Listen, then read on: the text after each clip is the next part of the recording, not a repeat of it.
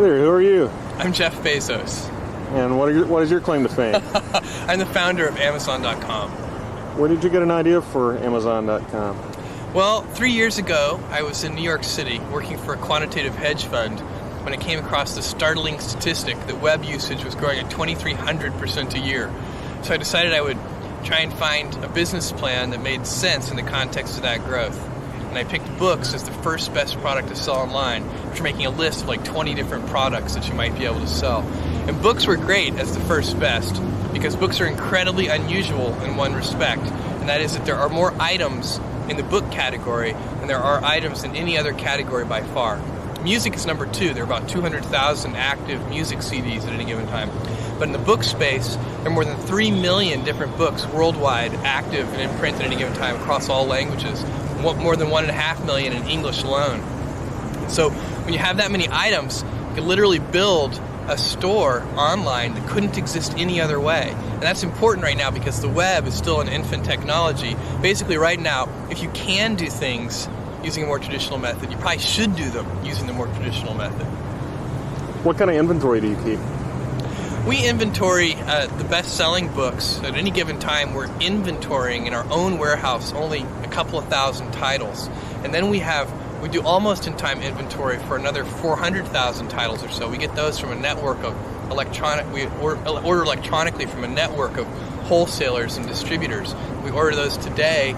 They're on our loading dock the next morning. Then for another 1.1 million titles, we get those directly from 20,000 different publishers, and those can take a couple of weeks to get. And then there are 1 million out-of-print books in our catalog. We have a catalog of 2.5 million books altogether. Those 1 million out-of-print books, some of them we can get and some of them we can't, but we find them if we can, and then we ship them to our customers. We do kind of a search on those. What's almost-in-time inventory? Almost-in-time inventory is the phrase we use to describe a whole selection of books that we offer. It's basically the things that are, below the 2,000th best-selling book up to the 400,000th best-selling book. Those are titles that we can get from a network of more than a dozen different wholesalers.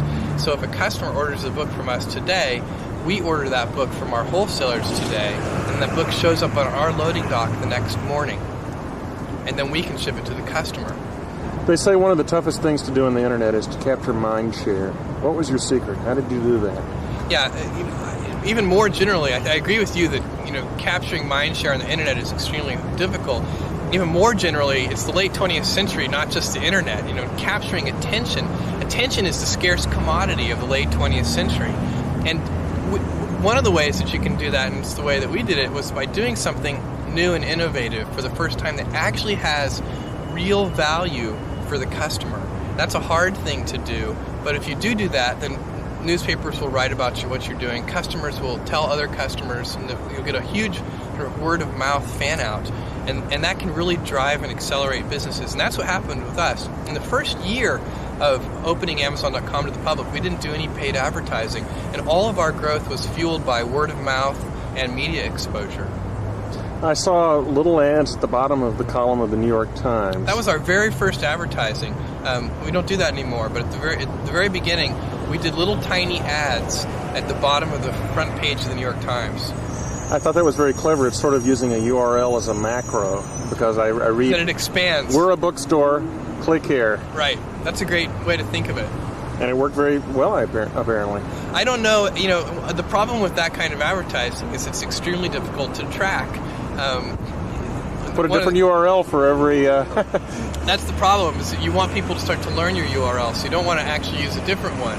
And it's very easy. One of the great things about online ads, we do advertising today in maybe 40 different, on different websites. We do banner ads. And that advertising is very easy to track in terms of knowing how effective it is. So we know for each piece of creative in each venue, not only how many click-throughs we get, but how many sell-throughs we get, and how many dollars of revenue it generates per ad dollar spent on that creative in that venue. And that is a sort of a marketer's, nirvana in a certain sense.